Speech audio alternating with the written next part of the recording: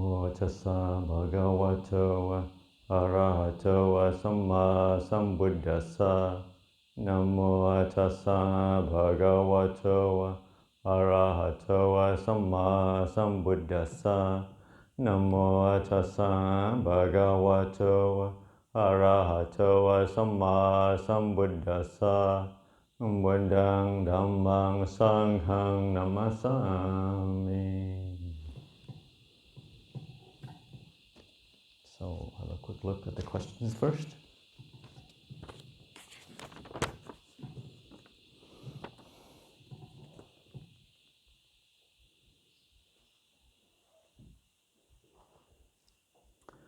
What does it mean to have an open heart as compared to an open mind?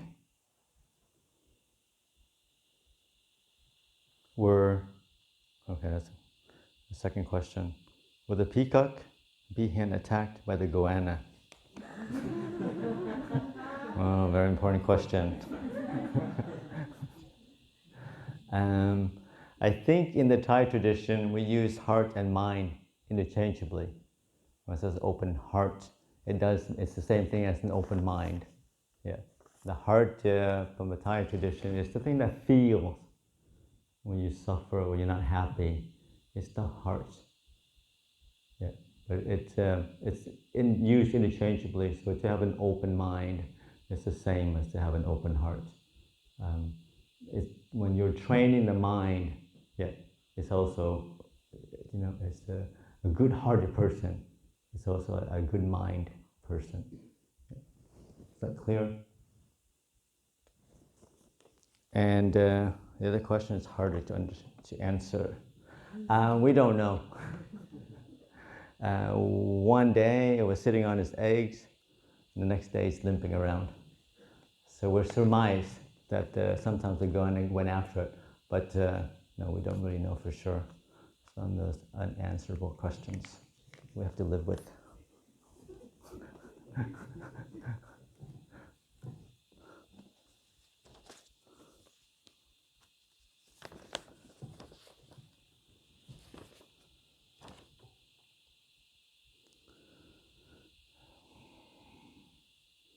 More of a technical question. Can you discuss bhavana? What does that mean? What are we becoming in dependent origination? Perhaps a step further along the path? How do we know that we have stronger, better mindfulness? Okay, a few questions. What are the practical example, daily life application, quote unquote, when we have good quality of mindfulness? And bhavana means development. And when we're becoming independent origination, it's a different question.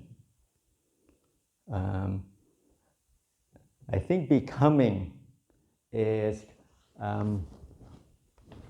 independent origination. Becoming, it comes from craving. When we have craving, in the Buddhist tradition, we get reborn basically because we want to. We want to come back to experience sense pleasure. So when you have craving, the mind starts to leak out and you become things. You come back. And in Buddhist tradition, you have a good karma, you come back as a human being, an angel, a deva. You don't have the purity of the conduct, you don't have harmlessness, you've harmed beings, so you come back in a lower realm, they said. It's an animal or ghost realm, different things. So, and we keep coming back until we learn our lessons and we lessen our craving. And we learned, as you said, the overused word, to let go. Let go of a craving to be. Let go of cravings of sense pleasure. Let go of different ways of becoming. Whatever you yearn for, the mind goes for that. So that's why a lot of times we're reborn with the same family and the same people that would. So that's what we're used to. That's what we look for. So that is. But bhavana is through development. that we can escape from this samsara, this round of rebirth, of becoming over and over again. The fully enlightened beings do not come back because they don't have any more craving. They don't want to come. They don't want to be anything. They don't want to become anything. So they become truly extinguished. They don't come back anymore. Okay, that's a short answer because there's a few questions here. How do we know that we have stronger, better mindfulness? You are mindful, you will know. It's one of the things that you, I think it's self-evident. You're just more awake, aware. You remember things. Like, where do you put your shoes when you came into this room? Is it on the left-hand side, right-hand side? Things like that. What did you eat this morning? An order, of the food on your plate. Which part you start off with, the left side, the right side? What was said during the conversation? What's the first thing you think of when you get up? Those little things, if you have strong mindfulness, you'll remember. I think, obviously, there's many different levels. I think Luang Por Piak, one of the meditation masters who is still alive, who may come here in April, he said as a young monk, he was mindful of his breath from the moment he woke up to the moment he went to sleep. That's really, really strong mindfulness, to be aware of the breath throughout the whole day.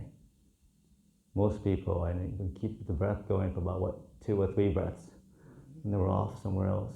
But to be able to hold the breath in mind through all your activities, that's very, very sharp mindfulness. But as, like I said, with the stories later, we can aspire to be a bit more mindful each day. There are different exercises you can do. Sometimes we encourage people, during the rains retreat, just to be aware, focus on around certain aspect of the practice. One of it is food, to count how many times you chew before you swallow. Just not much, not to, try to judge how many times you should chew, but just, how many times do you really chew your food before you swallow? Or how many mouthfuls do you take before you're full? And then how many mouthfuls you keep on eating even after you're full, before you stop? Just little things like that brings awareness into the daily life. And sometimes a noble silence helps because we're conserving our energy. We're not leaking out, talking, reacting to each other and the world around us. And that's why the 3 precepts called the restraint of not distracting yourself with entertainment, noble silence, not talking a lot, helps just to conserve the mental energy inside. And as you meditate, as you keep the mind in the present moment more and more, then that energy starts to grow. And you just find that you're naturally more aware, awake, more present of all the things that you do. So that is mindfulness in daily life. Sometimes, let's just encourage people, just keep bringing it back to the body, bring back to the present moment. As you drive around, just be, what's it feel like sitting in the car? What's it feel like with your hands on the wheel? Instead of when you have any, kind of spare time to distract yourself with the radio or doing different things, just to sit quietly, waiting for the stoplight. Just sitting, just counting the breath. How many breaths it counts before the light changes? Little things like that. Just keep bringing the mind back to the present moment, bringing the mind back to the body. Instead of once you're driving around, You think, oh, when I get to the office, I'll do this and say this and do that other stuff. And when I get home, I'm going to do this. We're just always ahead of ourselves. But as you keep the mind more present, you'll find that you'll become more aware. You find that your memory gets better. You remember what is said to different people. So that's kind of the practical example, the application of mindfulness. And I think these days we have what people call multitasking, something that we do a lot because we're just moving from one screen to the next. And actually, to do studies, they said that it's actually quite an inefficient way to work because it takes a mind always a few seconds just to readjust itself, to absorb the information. And that we think we are aware of what's happening, that we're not, that we miss a lot of details. And that's just to focus on doing one thing at a time. It's actually a much more efficient way to use our brain. That way we're not missing details, switching back and forth. That you stick to one thing, finish that, then move to the next. Yeah. You'll find that you are more sharp, you're more efficient in doing things, you remember things more, as opposed to switching backwards and forwards. Does that make sense? Any more comments? Questions?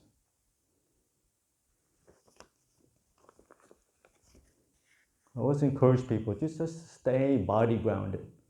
Because we live in a world that is so head focused. Always on the head, always we have to process information, have to plan, have to analyze. So we are doing a lot of head things. And we can be disembodied. Always in the past, the future, always in a different realm. It's good just to come back to the body ever so often. And they even recommend, I think, every time you sit down, work on the computer, every hour or so, just to get up and walk around. Yeah, just refocus the mind back to the body, back to the present moment, back to the here and now. Allows the mind a bit of a rest time as well. Yeah. Okay.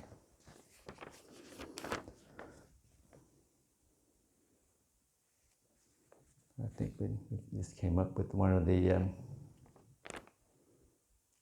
interviews, but anyway.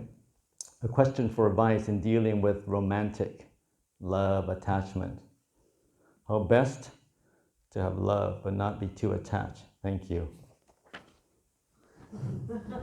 If you're asking a monk this, we're not the best advice in a relationship. I think the good example is to know, how do you know when you're kind of love another person without being too attached? And the story I heard goes something like this. Right? You're in this retreat, 3 days, you have good meditation, it's really quiet, you have a good time. Meditation's good, it's quiet. And then you feel really relaxed. You feel so full of love for everything. And then you call your partner, she's at home. You call your husband, he's at home or something. And they tell you, oh, guess what, honey? Well, you're away on the retreat. I met somebody else, really nice. I think I found the love of my life now. So if you were really completely in love with them, pure love, no attachment, then we say, oh, that's so wonderful, honey. I'm so happy for you. You can go out with your new partner now and live happily ever after. Then you know whether it's true love or not. Or you're like, what? Where's this guy? And sometimes, and that's the thing that you to be careful of. That sometimes romantic love, it is intertwined. That attachment just grows out of it. And sometimes you have to step back and do ask yourself, whether you love this person because how they make you feel, or you love the presence of this person because you don't want to be by yourself, And there's a lot of different things. But, there are, even in Buddhist kind of practice, there are examples of lay couples who support each other practice, who keep the five precepts, and that's quite also inspiring to see. A couple who support each other. It's not often, it's not common. Usually you have one who's a bit stronger practice, one is more interested, goes to the temple. Usually it's the Thai ladies, and the husband just sits in the parking lot. But occasionally he comes in and looks around. And that's always, like I said, you can't be responsible for another person, but it is something that's rare and precious to see that you have both people who are kind of, a Buddhist, who support each other in the practice. And we have a couple like that actually, who today is the 50th anniversary, wedding anniversary. Yes. I think some of you might know them. And they've been coming to the monastery off and on. They have their own little groups. And it's quite nice. You see, people who can support each other, having a long-term relationship, and, kind of help each other progress on the path. And as lay, practitioner. And that's one of the, I found the beautiful thing in the Buddhist, Sangha community, is that there's fourfold Sangha, the monks and the nuns, and the laymen and the laywomen to practice. They all have to become monks or nuns to realize, to progress on the path. Obviously, if you are serious in the practice, then it is the best way to practice, because there's less distractions. But we all have our karmic situations. Sometimes we're having in a situation that's harder to become monk for different reasons. But the Buddha did teach the fourfold assembly, monastics as well as the lay community. And he did set it up where the lay people would support the monastics in material needs, and the monastic would support the lay people in teaching the Dhamma and in leading examples, and also in providing a place for lay people to come and practice. So I think in terms of the path of practice, it is, for each and every one of you to figure out what's the best way to practice. And it's not always necessary to become a monk or a nun, especially if you have a partner already, or you have a family with young kids. Yeah, there are people doing, coming to me and say, oh, I want to become a monk. I'm like, well, what about this 3-year-old that you're having? Oh yeah. So we have responsibility. It's not like running away to a temple will solve everything. Becoming a monk or a nun is just the beginning of the practice. It's not the end. There's still a lot of challenges. And with the practice, there's challenges in all aspects. Whether you're a lay person or a monk, there are challenges that we all each have to face on our own. But in terms of, what was this question again? The attachment of romantic love. What to say? I think in terms of being with a partner, yeah, if the partner, your partner, husband or wife, or girlfriend or boyfriend, helps you to grow in goodness, then that's something that is worthwhile to pursue. We both grow together in the Dhamma. Then it's beautiful to see. Yeah. But in terms of, from a perspective of Dhamma, if they're not keeping the 5 precepts, they want to go out all the time, just swipe left or swipe right, cancel them. Whatever that means.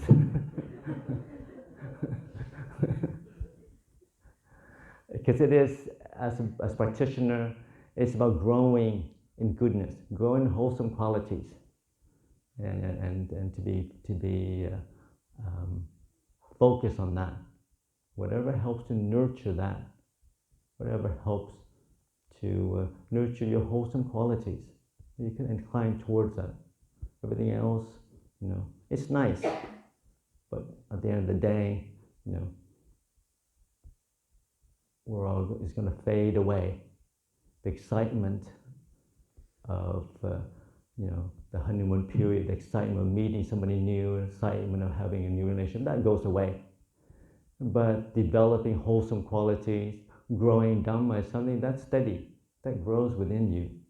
It's something you rely on, irrespective of what happens in the relationship. So any place, anywhere, any person that inspires wholesome qualities is something that you pursue. So that's my advice for a romantic relationship. First thing you ask them, instead of what you do, you keep the 5 precepts.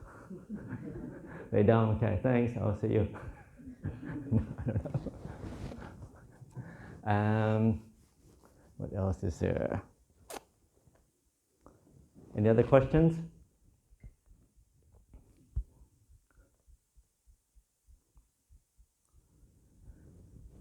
So tonight, like I said, you're invited to a very special party. It's very limited. I think it's only 0.001% of the population gets invited to this party. Because the party, the entry to come to this party, you have to keep the 8 precepts. And how many people in the world does that? Right?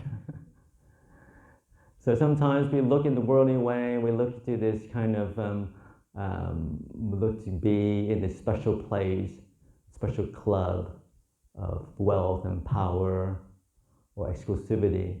But really, in the term of the Dhamma, is purity of the mind is available to everyone, but it's also something very, very rare. Very few people incline towards the practice. Very few people incline towards harmlessness and restraint. And to be able to share the last few days, to be able to share this room with, the 50 people you're sitting with, it is something that is rare and precious, something that we shouldn't take for granted. The fact that we're all sitting here, meaning we all have the purity of intention to practice, to develop the mind, to take it to a higher place, to incline towards that what is wholesome, what is pure, to incline towards peace and stillness, to incline towards harmlessness. Because sometimes the way of the world is towards excitement. It's not special unless something you can remember the rest of your life. But really, peace is about just simplicity. Peace is about just being the subtle things, not the thing that jumps out at you. It's like the different shades of green in the forest that you look at. It's not like the beautiful red rose that you have to look and it's obvious you can't miss. But you walk around when the mind is clear, you look and wow, the different shades of green. It's amazing, very beautiful. The young leaves that comes out, the different shades of the bark. Wow, the beauty of the forest. It's very, very subtle. But it's something that is also rare. It doesn't jump out at you. You're not hearing blaring music thumping away in your ear. You're not jumping off buildings to get your adrenaline going so that you remember. The peace is a subtle thing that takes a clear mind to appreciate. Stillness, simplicity, just a simple walk in the forest. It just takes a clear mind, a calm mind. to appreciate, wow, to be able to walk in the forest, just to be another being. Oh, it's an amazing opportunity that we have. Enjoy this weekend together. And as the mind becomes more clear, you close your eyes, focus on the breath,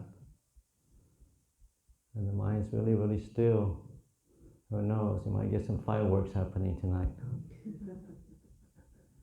The beauty of the nimitta, the beauty of meditation will surpass any fireworks that you have down at the harbor, hands down. But it takes work, something that you have to work. But it's that the potential is each and every one of us. But anything that is pure, anything that is worthwhile, then we have to work for it. It doesn't come by easily. It's not something you can purchase, not something you can buy, not something you can order. Something that you have to cultivate within yourself. Like the Buddha said, a well-trained mind is the most precious thing in the world. An untrained mind is the biggest curse in the world. And nobody can take that away from you. Your family, your friend can not train your mind for you. Even the Buddha cannot train the mind for you. Only you can do that for yourself. But it's also amazingly empowering to realize that you have what it takes. You have the potential to transcend your own suffering. You don't need a God to help you. You don't even need magical powers. You don't need to be rich and wealthy or smart. We all have what it takes. All you have to do is sit down, shut up, and close your eyes. Just a few breaths at a time.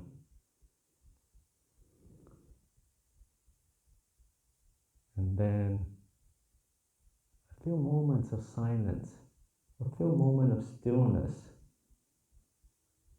All the love, all the respect, all the everything, all the emptiness that you fear, all the gratification that you look for. Just a few moments of stillness. And that sense of well-being that you're missing.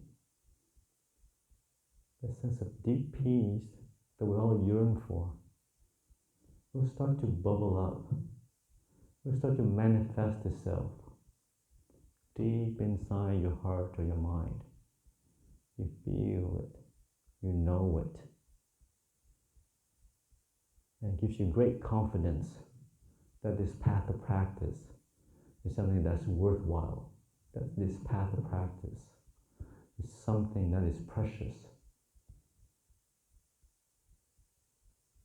And it's more than any superpowers that you can aspire to, because you have what it takes to transcend suffering. You know that you can purify the mind. You know that you can train, develop your mind and your heart to grow in happiness, to grow in harmlessness, to grow in generosity and acceptance and forgiveness. And that's an amazing superpower that no one can take away from you. The body can get old. The mind, the physical brain can begin to degenerate. But you have this deep peace, this deep calmness that you can rely on. You have the Dhamma, the truth. It's very inspiring to see all the meditation master. They can be sick, they can be old, but they're deeply peaceful. And this kind of this amazing sense of confidence. No fear is present. It's just at ease, for all that life has to offer. Different changing. Body's in pain, we're still fine, smiling, happy. And that's an amazing ability, amazing quality to embody within yourself.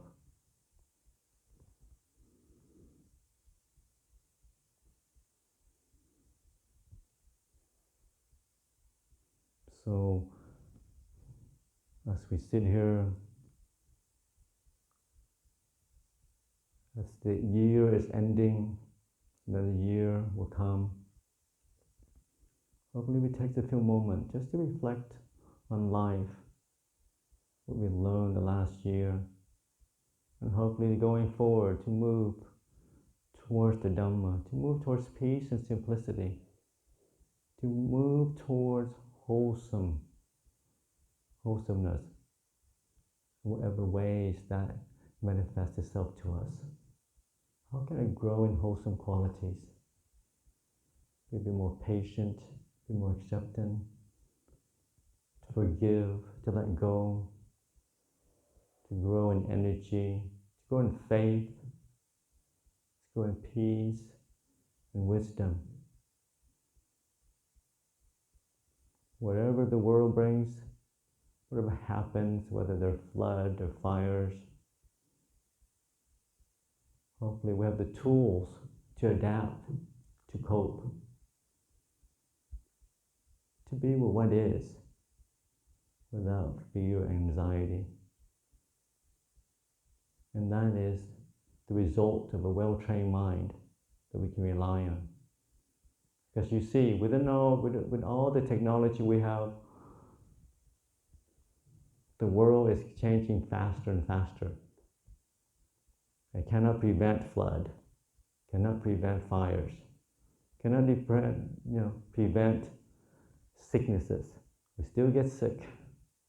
We still feel sad and alone and alienated.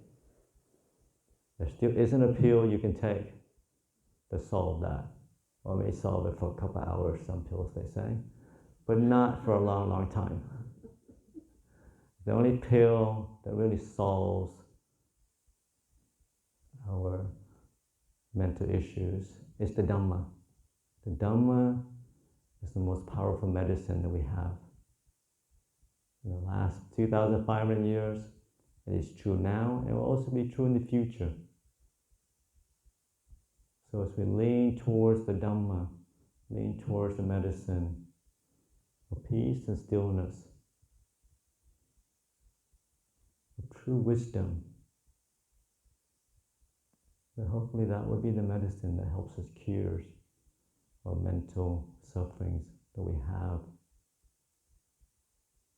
Like I said, I was, can't emphasize enough the power of the Dhamma, and to know that each and every one of us has the potential to cure ourselves. We don't need external agent, a God, or need to pray to some angel. We pay respect to the Buddha because he's the one that teaches us the way to transcend suffering. He's not a God, he doesn't have any magical powers, but he does lead us, helps us to transcend suffering. But that's something each and every one of us have to do for ourselves.